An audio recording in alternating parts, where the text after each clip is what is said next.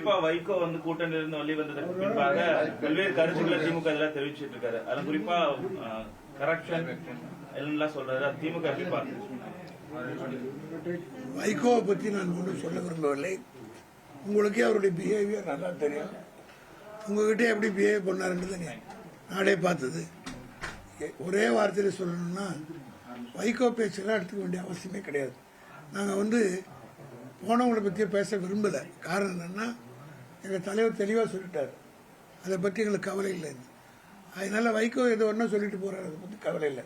அவர் வார்த்தை எப்படி அரசியலில் ஒவ்வொரு முறை ஒரு வேஷம் போட்டாருன்றது எல்லோருக்கும் தெரியும். அவர் கூட இருந்த கட்சிக்காரங்களாம் போய் இன்னைக்கு அரசியலில் அனாதையாக்கப்பட்டிருக்கிறார். சொந்த கட்சிக்காரங்க அவர் கட்சி ஆரம்பிக்கும் போது இப்போ யாருமே கிடையாது. கொஞ்சம் நெஞ்சம் இருந்தவங்கள 27 பேர் இங்கே வர ஆரம்பிச்சிட்டாங்க.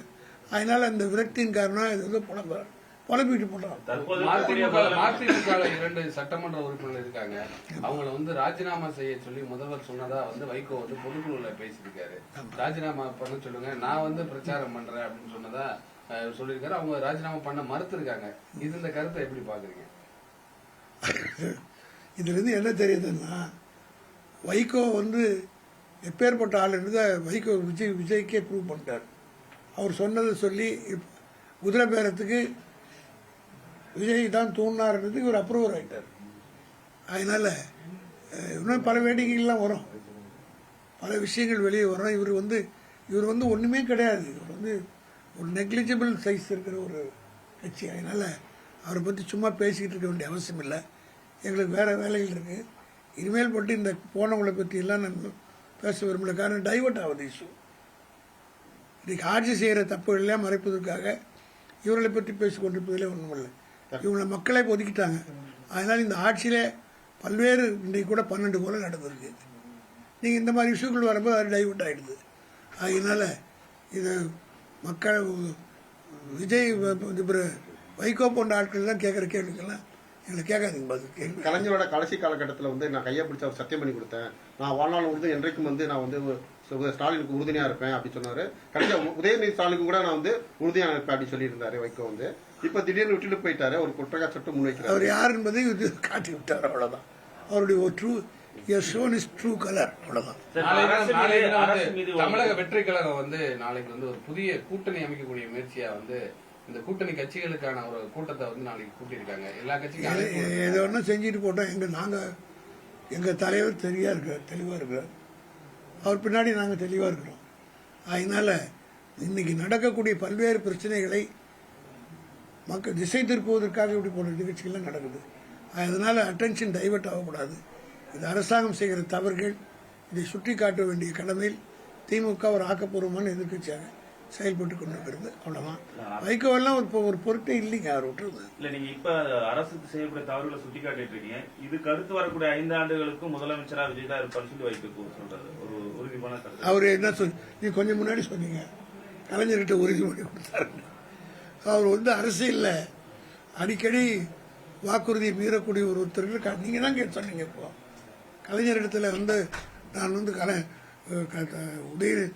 மு.க. ஸ்டாலினோட இருப்பேன், உதயநிதி ஸ்டாலினோட இருப்பேன்னு சொன்னாருன்னு சொல்லிட்டு இப்போ ஆஸ்திரேலியா ஆகிறாரு.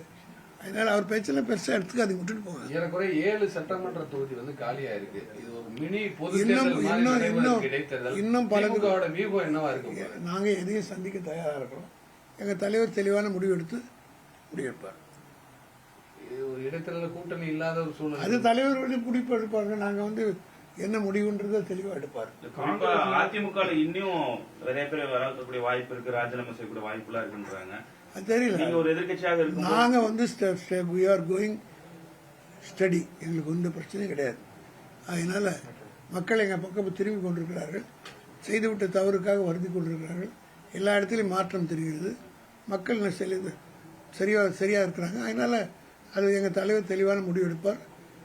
அந்த முடிவுக்கு அம்பாசமுத்திரம் தொகுதியில இடைத்தேர்தல் நாம் தமிழர் கட்சியுடைய ஒருங்கிணைப்பாளர் சீமான் போட்டி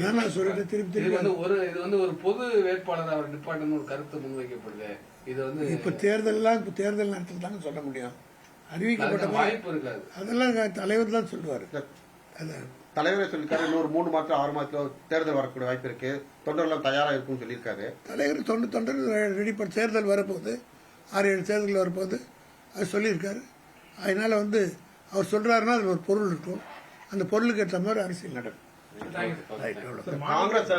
காங்கிரஸோட தலைவர் மாணிக்கம் தாகூர் வந்து திமுக எங்களை வந்து எப்படி விமர்சிக்கிறாங்களோ அதே மாதிரி அதே பாணியில தான் அவங்களை நாங்க விமர்சிப்போம், நாங்க அடிச்ச ஆட தொடங்கி இருக்கோம் இப்போ அப்படின்ற மாதிரி சொல்லியிருக்காரு. இவரை விட பெரிய ஆள் நாங்கள் பண்டித நேருவே பார்த்தாங்க, இந்திரா காந்தியே பார்த்தாங்க.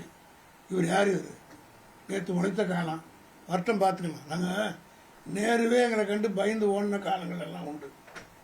இந்த வரலாறுலாம் அவருக்கு தெரிஞ்சு பிறந்து கூட இருக்க மாட்டார் இப்போ. அதனால வருத்தம் வந்து புதுசாக வந்து இதை பேசுறாரு.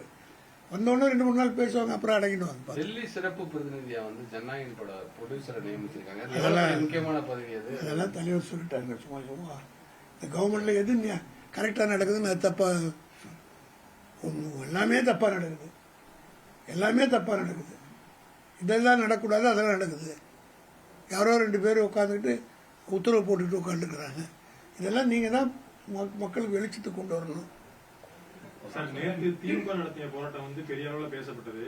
அதை வந்து மக்கள் என்ன விமர்சிக்கிறாங்கன்னா, மக்களுக்காக இந்த போராட்டம் நடத்தல, இந்த ஆட்சியை வந்து பொறுத்துக்கொள்ள முடியாம தான் இந்த மாதிரி போராட்டங்களை திமுக ஈடுபடுது அப்படிங்கிற மாதிரி சொல்றாரு. அது அவங்க அப்படிதான் சொல்லுவாங்க. இப்போ அவர் இன்னைக்கு அவர் யாருன்றது எல்லா பேரும் தெரிஞ்சு போச்சு. திமுக போராட்டம் நடத்துறதுனால தானே தெரிஞ்சுது அப்படி ஒரு மந்திரி இருந்தார், இதை பண்ணாருன்னு. அவங்க கட்சிக்குள்ளேயே வந்து மாத்திரதா இருக்கிறாங்கன்னு சொல்லிடலாம் செய்திகள். நீங்கள் தானே வருது செய்தி. திமுக ஒரு போராட்டம் நடத்தினா அது ஒரு அர்த்தத்தோடு நடத்தும். அந்த வெற்றி போராட்டத்துக்கு வெற்றி கிட்டும், இன்னைக்கு இல்லைனாலும் நாளைக்கு.